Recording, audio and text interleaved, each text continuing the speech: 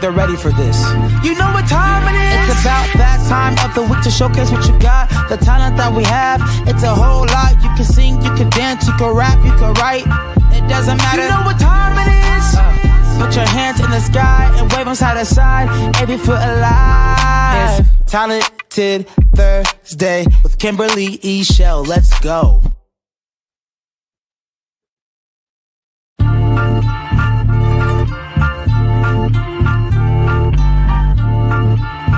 I don't think they're ready for this.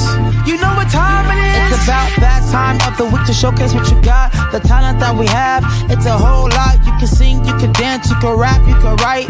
It doesn't matter. You know what time it is?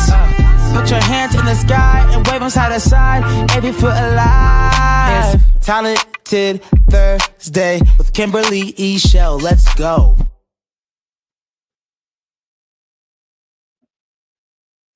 Hey, everybody, let's go.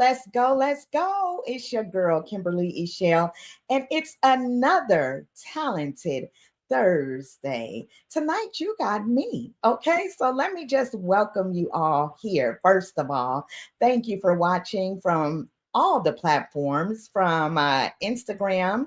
Let's see, I hope they're watching over there. From Instagram, I think they are now. YouTube, Facebook, and listening on Vegas Praise Radio. Thank you so much. So as you're coming on in, make sure that you share. And if you have not as of yet, please make sure that you subscribe on YouTube. There's plenty of footage and videos that you have missed. And that's some of the things that I'm going to talk about tonight. So let me start here. You know, I celebrated my 1-year anniversary recently, and I'm so excited about what God is doing for me and Talented Thursdays. I am so grateful that you all continue to come back week after week after week. But it's not easy, y'all. I look for talent all the time, and sometimes I get things that fall in my lap. And sometimes I get things that just don't work. So tonight, I didn't know what I was going to do for y'all. I said, I don't have a guest. However, this is a time for me to do something special. So because it's my anniversary, many of you are just getting to know me with Talented Thursdays. But I also have Talented Television, which is on YouTube. Talented Television has been going for about 6 years now. 6 years. Can you believe it? So if you're just getting to know me on Talented Thursdays, it's been a year, but there's so much history to what God has done. So tonight, I'm glad that you all are here. I want you to talk to me. I want you to drop your comments. I want you to rep your city like we always do. Okay. Tell me where you're watching from, and we're going to do a throwback. But you know, sometimes we get discouraged when God has given us something to do, but I'm not going to be discouraged. I'm encouraged to move forward. And this is what I want to share with you before I tell you what we're going to do tonight. Okay. So I have a motivational plaque in my office area, and it says, I am. So tonight, let's just start there. Okay. I am. And you can believe this for yourself with me. It says, I am motivated. I am beautiful, courageous, compassionate, blessed, empowered, intelligent, inspired, confident, humble, strong, gentle, optimistic, passionate, driven, patient, unteachable, learning, growing, inventing, living, and creating. I'm generous. I am deserving, prosperous, thriving, focused, achieving. I am unstoppable. And I hope that all of you know that you are unstoppable as well. When you believe and put your faith in God, anything is possible because God cannot fail. All right. I'm looking over here at the comments and I see Teresa watching from Washington. She said, hey, Hey, from Washington State, yo. Hey, Teresa, my sister and my friend. Thank you so much for tuning in tonight and for the beautiful gifts that you have. Such a beautiful spirit, and so talented with her hands and with all types of things, just creative. So, with that being said, keep dropping your comments. But tonight, I want to tell you all again that we are going back. So if you're just getting to know me with Talented Thursdays, I had Talented Television before, where I would go out actually into the city of Las Vegas and sit down with my guests face to face. I started this version of Talented Television and Talented Thursdays because of the pandemic. I had to shift, but it opened so many doors for me to be able to meet people all around the country and all around the world. But I want to take you back because you may have never seen this episode of Talented Television. It's with Danny Boy. If you don't know who Danny Boy is, he is an artist that was with Death Row back in the day. If you ever heard Tupac's song, I Ain't Mad at You, Danny Boy is the voice on that song. So there was a time he had a restaurant here in Las Vegas, and that's where I would shoot all of my shows from. You know, I would go there, I would eat good, and we would do shows, you know, and I thank Danny Boy for that great opportunity and that spot that he gave me. And with that being said, I want you all to watch this episode with me, talk to me, let me know what you think of it, and I'll be back, okay? So let me share it with you. Let's see if we can get it going here, and bear with me because this is the first time I've done something this way. Hey everybody, it's Kimberly Eichelle from Talented Television, and I'm here in beautiful Las Vegas at 1500 Las Vegas Boulevard. That's right, Legends Restaurant. I have a treat for you today, but first, I need you to subscribe and press the notification button so you'll make sure you won't miss any of our great episodes. Are you ready? I don't know if y'all ready, but today's guest is going to be amazing. So come on inside, follow me.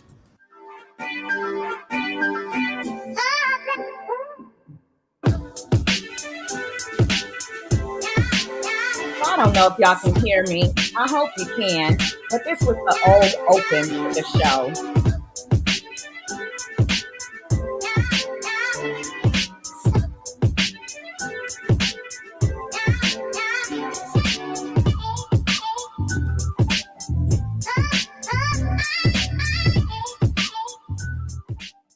Hey everybody, and welcome to Talented Television with Kimberly Eichelle. And look who I have with me today. The man himself, Mr. Danny Boy What's up, Stewart. y'all? What's up? Thank you for having me. What's up? Thank you for having me. Thank you so much for coming. No doubt, no doubt. Yes, indeed. Oh. So the man, Yes. the legend. Wow. We're going to talk about it all today. We're going to talk about it all. Okay. So first of all, I want to say that we're at Danny Boy's restaurant. Yes. Here, 1500 South Las Vegas Boulevard, where he got the fire wings, y'all. Y'all come get some of these wings. Yes, please come get some of these wings. Yes. When I tell you they're the truth, they're the truth. Yes. Thank you. So Danny Boy, I want to go back because I met you. Actually, before I met you, I got to see you singing on a video. So you were kind of vibing here in the restaurant one day, and I'm like, wow, who is that? You know? And so my brother was kind of sharing with me, that's Danny Boy. And so he reminded me of who you were. And for those of you who may not know who Danny Boy is, this is the voice behind I Ain't Mad at You with Tupac. Yes. So you have a story to tell, and I kind of want to go on that journey with you today. Please do. So the viewers out there will know just who you are. Okay. For those that don't know, I know it's a million that know who this man is, but for those that don't, we want to definitely tell the story, okay? Okay, I'm good. So I read your book. Okay. Congratulations on that. Thank you so much. I think it's so awesome. Can I hear you sing something? Sure. Yes. For all we know,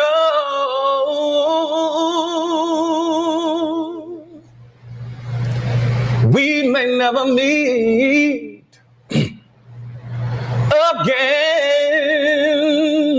But before you go,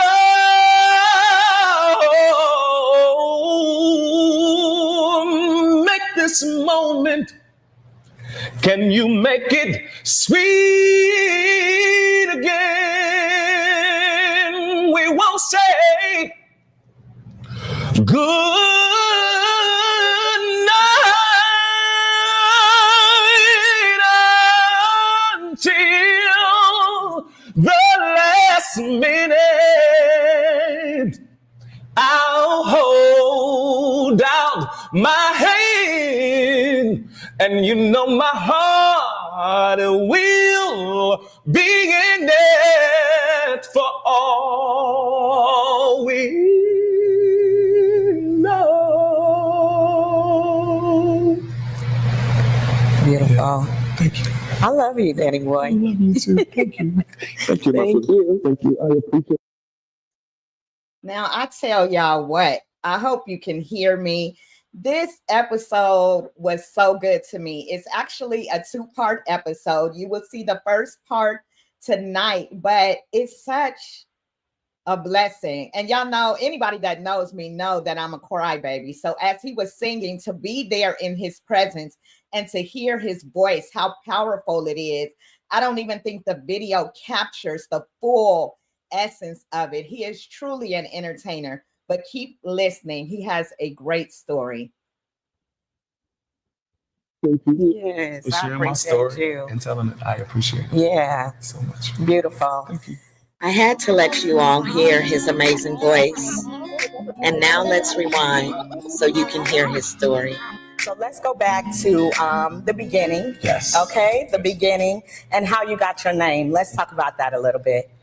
So I had a brother that was born the same year, the year before me, October the 31st, the same day. And he passed away several weeks after being born. Rest in peace, Gary. And then my mother was at the same party in Chicago at my goddad's club. She wasn't gonna miss that party. She wasn't gonna miss that party. Same costume party, I heard. And they were there at that party, and she went into labor. Wow. And on the way there, one of my mom's favorite songs played. Mm-hmm. And that was a song by a rendition of a song called "Oh Danny Boy" by Nat King Cole. Wow. And my mother just she named me after that, and it was hard in the beginning. Yeah, yes, indeed. So Danny Boy. Now I know I listened to the version by Jackie Wilson. Jackie Wilson, yeah, Jackie Wilson. I'm talking about Nat King Cole. Okay, Jackie Wilson. okay. Wake up, Danny. That's all right. I was gonna say. Wait, let me erase that. Jackie Wilson, everybody. Yeah. Nat King Cole is under my mind, another legend. Yes, indeed. Jackie Wilson. Yeah. Lord help me. So I listened to that version. Yes. And when I listened to it, I had never heard it before. I listened to it because I saw it in the book. Oh, wow. And so when I did, I'm like, this song is amazing. Wow. Amazing. It is. The runs, the riffs, everything, so every touching. note that he put on that song was amazing. Yes. And so here comes Danny Boy Stewart, Yes. who has some of the same pipes. Oh, you know wow. what I'm saying? I mean, Thank so you. I feel like even though it may have been a rough start with the name, that it's the name for you. It is. I really like, I grew, first off, it took a check. Once I seen the boy on the check, but in grade school, when I say it was really hard, having a middle name as boy. Right. I'm the only person in the school. Ain't nobody else named boy or girl. Yes. And so I was teased a lot about it. You know what I mean? So it was kind of rough in the beginning, but I guess my mother kind of knew what she's seen. When they say your mama know you. You know what I mean? I really appreciate it because, as you said, the song is such a beautiful song. Yeah. And it really takes for you to listen to the lyrics. It's a song about love and having somebody and losing that somebody. Yes, indeed. And the indeed. feelings changing. So I think it definitely fit. Yes, it does. Rest in peace to my mama and my daddy. Yes, indeed. Yes, indeed. Can you please just hear me out? No, all work management platforms are the same. They take forever to learn, and in the end, nobody uses them. Monday.com is the one you'll actually love. You come from a talented family, Yes. right? Yes. So I was super surprised. I love the Thompson Community Choir. You know about the Tommies. one of my favorite choirs growing up. My favorite. And so when I saw It's Gonna Rain in there, Yes. and I saw that was one of your relatives, your auntie. Yes. I was blown away. I'm like, oh my gosh. wow. So tell me about growing up in Chicago, and then we're gonna move forward because you did a lot of traveling. You did a lot of traveling. Well, my mother, she had 12 siblings. Okay. And so I come from a large family. Wow. And cousins. I know that when my grandfather passed, or maybe when my grandmother passed, it was about 160 something grandkids. So we come from a large family. But my mother, before my mother she was pregnant with me. She had several strokes, and she lost her voice. So she sang at one point and said poetry. I never had really the opportunity to hear her. She had a speech impediment. Okay. About the time I was born, but her sisters, and I got a lot of cousins, her cousins, first cousins, all of them sang. So I just remember growing up, being a church boy, sitting on the porch, getting involved every time they get to rehearse and getting to learn all of the old school songs. Yes. And my auntie, I was just so proud to have an aunt that was with the Tommies, because they always played the record on the radio. And I had never been out of town, but everywhere I went, I was like, you ever heard this stuff, my auntie? Right. You know what I mean? And every Sunday morning I waited. You know what I mean? I waited to hear that song. And not only did I wait for that, watching my aunt sing in different churches and different funerals and weddings and things is kind of where I got, a lot of my stage training, so to say. Yes. A lot of stage training and a lot of confidence, I guess. She gave me that because I would watch her and she would tear a church completely apart. If she say they came here to die, go ahead and kill them. So. Okay. Yes. And speaking of your mom, I want to go back to her a little bit as well, because I know you really loved your mom. It came through, in that book. Yes. And one thing that I really enjoyed hearing you say is that your mom taught you to sing. Yes. Even though she had that impediment. Yes. She still was able to look at you and y'all had a bond and a connection. Yes. So that was a beautiful thing. Tell me a little about that. Out of all 7 of my sisters and brothers, I was the baby. I'm the youngest, and so I'm the last one at home. Wow! And I remember speaking for my mother more than school. I remember, going to different doctor appointments and social services and things like that with her, because I was basically her interpreter. Right. Things that sound weird to everybody else. God gave me the ability to hear it just as clear. I mean, I can remember being 7 years old, and her sisters and them would call us in the front of, the cousins would call us in front and say, hey, what Dorothy say? And I said, well, what you say? She said it right to me, and I said, she said, such a wow. So God had given me that ability to understand my mother. You know what I mean? And I don't care what she said. It may have sounded like a muttering to you. I don't care. I could understand it. And when I began to sing, I just remember my mother always telling me, if I was to do something, she'd just say, that's all she do. Take it down. Go low. Go low. Go low and go high. Wow. And how did I know I was doing it right in church? She was the nurse's aide. She was the pastor's nurse's aide. And she would just cry as I sang. Wow. You know what I mean? As if this was the first time her ever hearing it. Exactly. As if she didn't hear none of the practicing. You know what I mean? She treated me, as you said, as such, her dating boy. And I think that she was elated and felt gifted that she lost her voice, but God I had given her me. This is how I keep Dorothy living. Yes, every time I open my mouth, it's like my mother is ministering to me, and I'm so grateful for that. Beautiful. I saw where you, before you even became a teenager, or just about teenage years, you had performed at over 200 engagetments. Yes. So talk about that a little bit, and then tell me, do you still get nervous? Yeah. No, you don't. I had to answer that first. I'm nervous right now. I'm straight grabbing the chair. Before I became a teenager, my first management team, my booking agents, was my grandmother. Wow. The mother of the church, Mother Elsie Stamps, rest in peace. Awesome. My grandmother.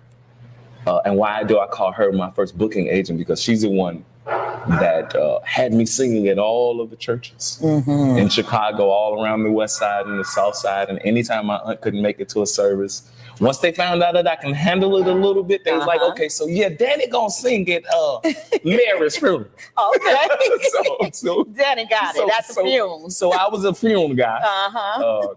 You know, and then they start trusting me to sing at weddings a little bit. Okay. And the dynamics was so different because I got the church side from my mother and my grandmother.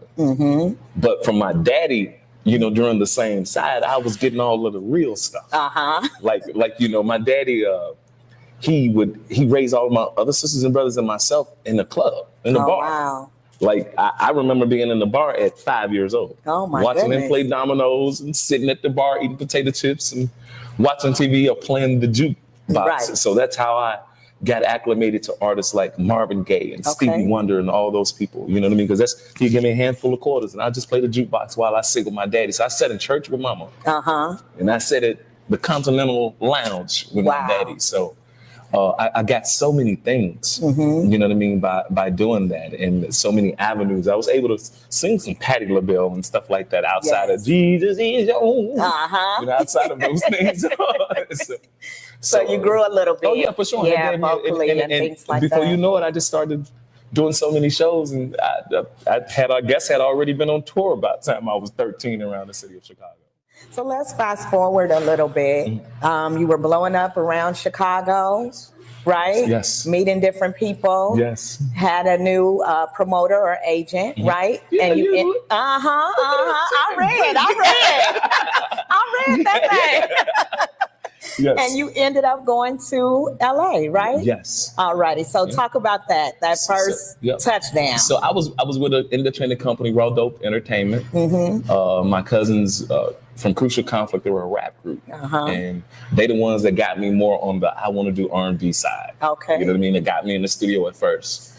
I cut a demo, had an opportunity to cut a demo, and we started shopping a deal with Warner Brothers, Scotty Brothers, and several other labels. Okay. And the guy who set the deal up had a deal going with Interscope already. Wow. So we stopped by Interscope first, 10900 Wilshire Boulevard. We stopped by there first. And this big old dude came in the door. Yeah. I mean, this dude was like larger than life because I was, you know, when you're small and you young, everything is this big. That's a big house. Right. That's actually a 2-bedroom. That's a big car. Yeah, that's a big car. So, and this guy came in, you know, with these big earrings in his ear, big cigar. Yeah. And he told him he was taking me over to do a meeting at Warner Brothers. Okay. And he said, bust something. You know what I mean? I guess he thought I'd rap.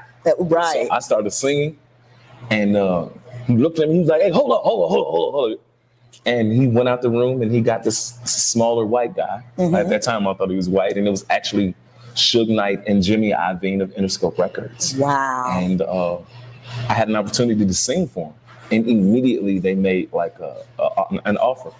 Immediately. Okay. And so you worked that craft all those years in Chicago. All them groups. So when somebody finally said, sing something on the spot, you were able to do it. So that's important for those of you that are watching as well. If you have a talent, be prepared because you never know when that chance is coming. Right. And that's one of the things that I even learned with singers. I can't stand meeting a singer and you say sing something, and they be like, that's not your thing. No, I gotta. Danny boy, that's me. Don't talk about it. I mean, you know, we all have our times. Yeah. You know what I mean? When we don't feel like singing. You know what I mean? But you know what I mean? For me, singing is a ministry. Yes, it is. And I don't want to deny anyone with what God has gifted me. Yeah. With at any time. That's good. Especially since knowing, you know, I try to listen to what people say. You know what I mean? Because you could sing all day and not even realize what you carry. Yeah. You could sing all day and not even realize the words that you sing. Absolutely. But when it's delivered to the next person and they receive it and they pick it up, you now have a responsibility of keeping that lifted, of keeping that banner up. Yes. You know what I mean? So when somebody say sing, it's sometimes my head can be hurt. And I'll sing, and God will send me a song that'll straighten me out, that'll straighten my headache out. Okay. Just because I understand that for me, this is ministry. I don't care if it's a love song. I don't care if it's if it's a rap song. I don't care if it's, a song that church people aren't used to hearing. Yeah. I thank God for putting me in the, it's like graduation. I thank him for sending me to kindergarten. Yeah. Then I thank him for putting me in middle school and then lifting me to 8th grade and graduating and putting me on. And I think that's what we have to be when it comes to our spirituality as well. Yeah, definitely. So you said something in there that I kind of grasped. You said you have to know what you carry. Yeah. So you know what you carry. Yeah, it took a long time. Yeah. Because I prayed for a lot of other things. My daddy was a carpenter, so I know how to put tile down. I could put just anything to do with remodeling a house. I know how to do it. I know how to paint. I know how to, I was a mortician at one point. Yes. So there's some things that I've learned along the way. And then I would say, even when music hurt me so bad, you know what I mean? I started a construction company. Yeah. And I was running away from what God had gifted me with instead of feeding the gift. And it took a long time to know that, it's almost like going to your parent on Christmas Day and saying, thank you for that gift. You could have this one back. Yeah. I need something else because this is not working for me right now. Right. And it took a long time to get past that. And so you had to go back to that gift. Go back to that gift. And God will remind you and take you through some trials, and not take you through some trials, allow you to go through some trials. You will be tried. Yeah. And I just thank God for the trial in the midst of it, because that's what keeps me singing. Go back to that day, you're that young man. Yeah. At Interscope Records. Interscope Records. Okay. With these crazy people. Yes. Suge Knight was one of the craziest people in the music industry. Let's talk about it. So I seen him there, and he there, and he say, I'm gonna give $250,000. Wow. And the guy hit him on the leg because he didn't want him to really make a offer like that out loud.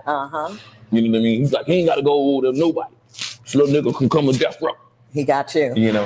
And at that time, it was the Motown of the 90s. Yeah.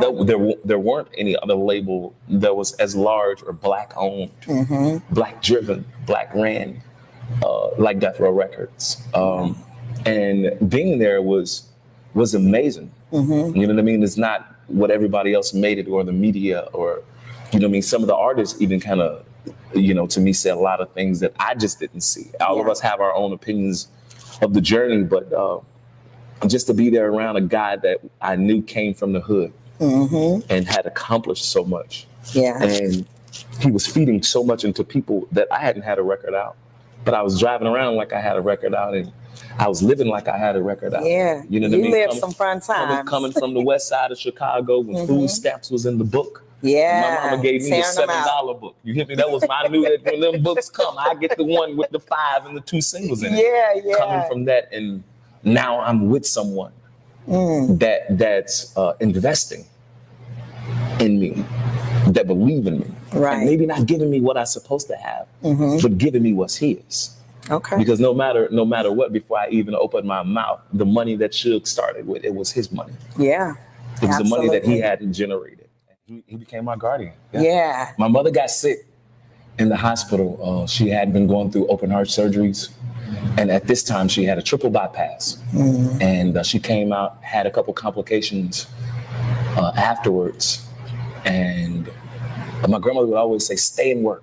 Yeah. Don't worry about it. Your mama gonna be all right. And I talk to my mother, and we cry all the time when we get on the phone. You don't know nothing, nobody. We just cry when we talk to each other. And this time, my grandmother said that time, she said, stay there. Your mama gonna be all right. Just stay there and work. Yeah. And just check on her. And I called my mother. I called her several days after I had came back in the country or something. And she thanked me for these flowers. She was just thanking me for these flowers. And I was like, you're welcome. I was like, I thought she was delusional. Right. My mama losing it. But okay, mama, you're very welcome. Right. Come to find out later on that Suge had spoke to my mother. Wow. And sent her a room full of flowers, a room full of roses. Yeah. And he assured her that he'll take care of me. Yeah. Is what he said. He said, I told your mother I'm gonna take care of you and look out for you. And being in Los Angeles, you have to have a guardian with you. And my daughter's mother was old enough to be my guardian. I just don't think that would have been Not right. look. Did not tell you to come in the house, so I didn't. So I think I think Suge was the best candidate. He had the money to be daddy because when he said go in, I was like, okay, I'm on my way in right now. I'm on my way. I was his son, and he treated me as son. Let's talk about that baby mom a little bit. All right, let's do it. Because hi, Trina.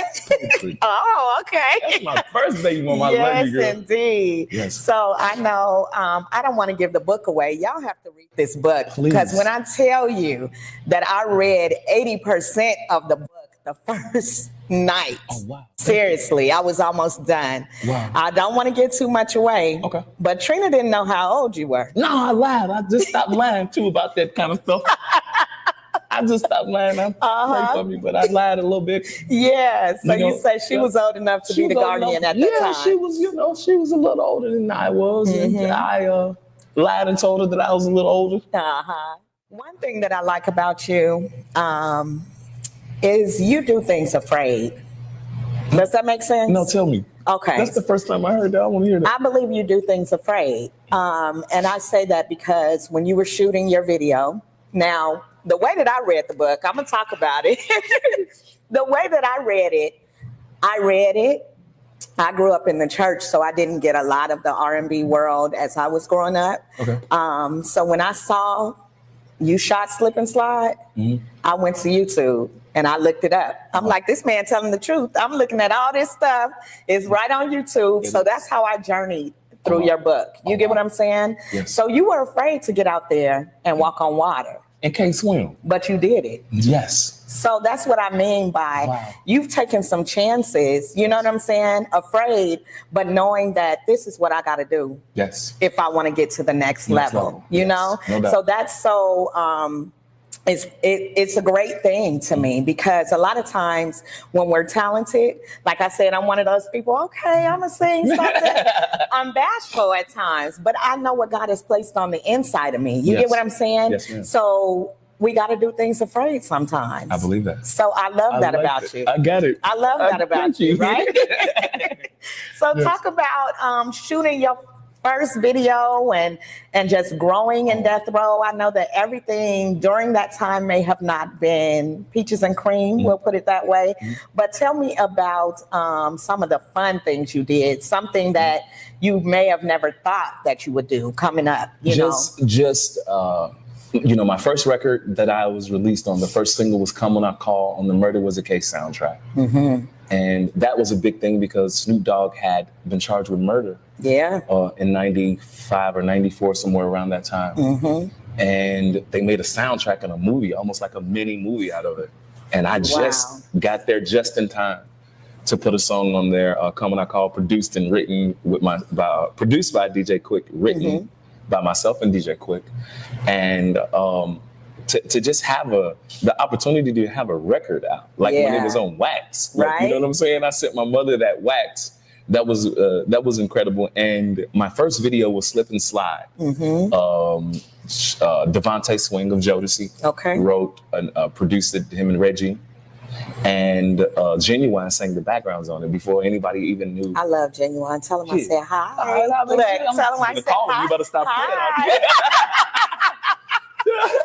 Genuine sang the backgrounds on there. And we did that video in Cabo, St. Lucas.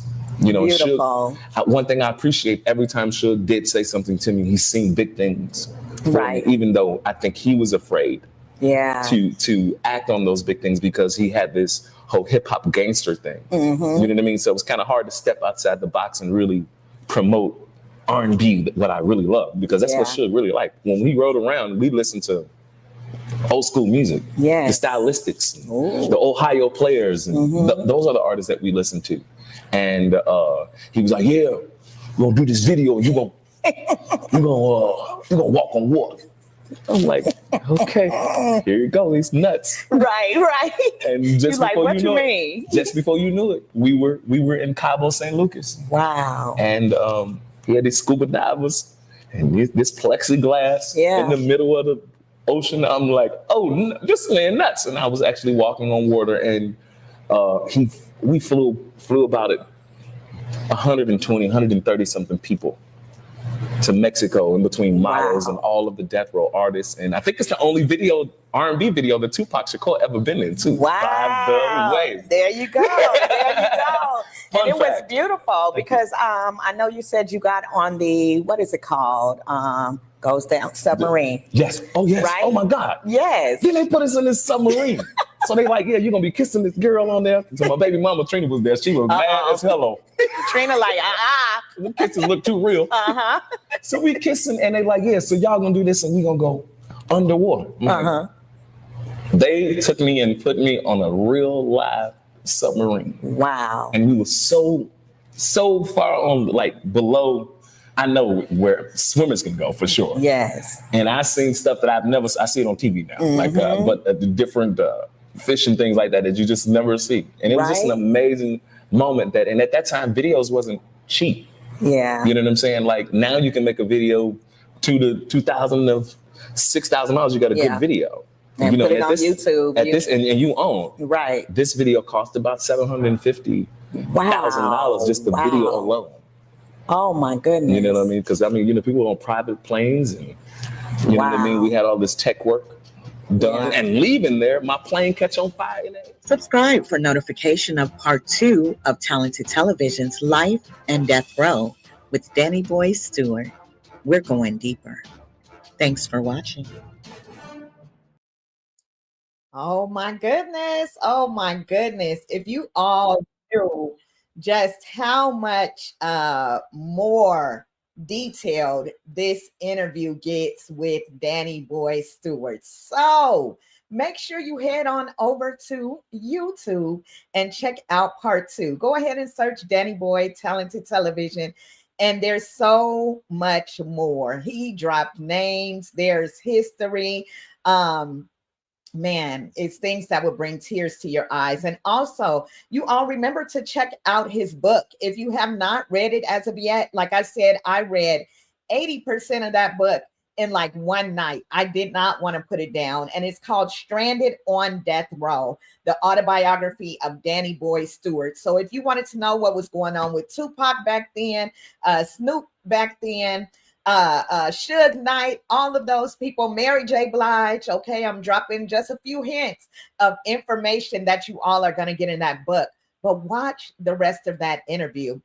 And if you're just tuning in, make sure you go back to the top of the interview so you can hear Danny Boy's voice. And he's on social media. So make sure that you all check out his latest music and all of those things. He has a voice like no other. Like he said, one of the quotes I dropped in the comments, he said, singing is ministry. And that is very true. There is music that will just heal your soul. There are some singers, when you hear their voices, it just touches you immediately as soon as they open their mouths.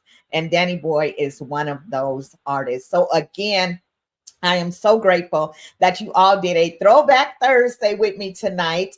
And if you are interested in being on Talented Thursdays, please make sure that you email me, y'all. I'm doing this by myself, okay? So I am trying. I am grateful for those who have helped send artists over. Gabriel Tyus, and also Theris with Stellar Entertainment. I also want to thank him for sending artists over as well. And then just other people who have blessed me along the way. Navelle Davis. And I don't want to drop names because it's so many, but I need artists all the time. So with that being said, if you are not the person, please tell a friend to contact me so they can get their interview on Talented Thursdays. Email me at talentedtelevision@gmail.com. Now, before we end this show, I want to throw back just one more time. This weekend, we are going into Easter. And if you know anything about me, you know that I love Jesus. I really, really, really do. And I'm grateful for all that he has done. I had the pleasure of interviewing Pastor Lydia Wright Hamilton, as well as Dr. Bobby Jones a few years back. And she has a rendition of the song Calvary that I want to share with you as we close tonight. So make sure that you watch that interview as well with Lydia Wright Hamilton and Dr. Bobby Jones. It is on the YouTube channel. Please, please, please subscribe to the YouTube channel, Talented Television with Kimberly Eichelle. Also, Pastor Lydia Wright Hamilton has Granny's Place. That episode was also on Talented Thursdays, the cast, and you can now watch the full movie, and they're working on something special now as well, but you can watch the full movie of Granny's Place on Tubi. So make sure you tap in. With that being said, let me get set up. I'm glad things are kind of rolling for me tonight because, again, I'm doing this myself. Y'all got to see my skills when I used to have to edit in my old videos. So live is fun. I don't have to do as much editing, but I want to keep my skills up as well. So I'm going to bring some new stuff to you all this year. But with that being said, you all keep praying for me. Keep lifting me up. I wish you and your family a blessed and happy Easter and holiday weekend. Enjoy your family, enjoy your loved ones, and give your best worship because he deserves it. Here's Calvary with Pastor Lydia Wright Hamilton. Let me share it.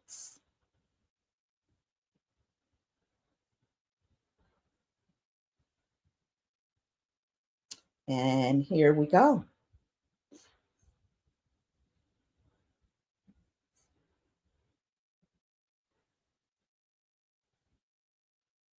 It was almost like overwhelming, because you can feel the connection. We know what Jesus did on the cross at Calvary. And yes. So it's like, for me, it was just very powerful. It was powerful. It moved me. I had to share it. I'm like, you all need to hear this. When you sang your rendition, it was like, I could see it. Amen. I'm like, this song needs to be a sync song for a movie, for a gospel movie, because it was so powerful. So tell me about that and where just that full emotion comes from. Calvary.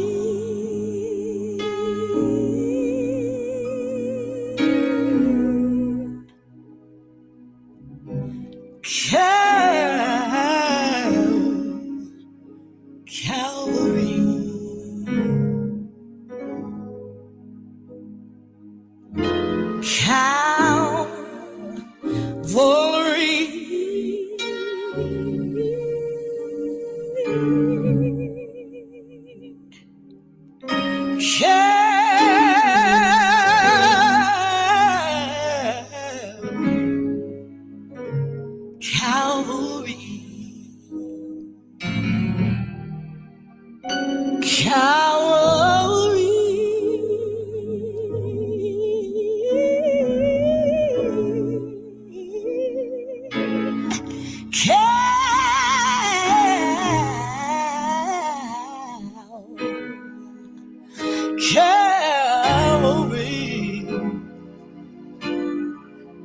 Surely he died on Calvary.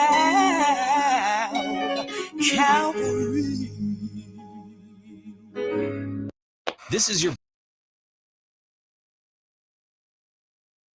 All righty. Thank you all so much for watching Talented Thursdays with your girl, Kimberly Eichelle. I love you all so much, so very much. You all don't know how you make my heart happy. I am blessed to do what I do, and I am looking to see you again very soon. Until next time, make sure you tell somebody about Talented Thursdays, Talented Television, Vegas Praise Radio, and tell somebody about Jesus and what he's done for you.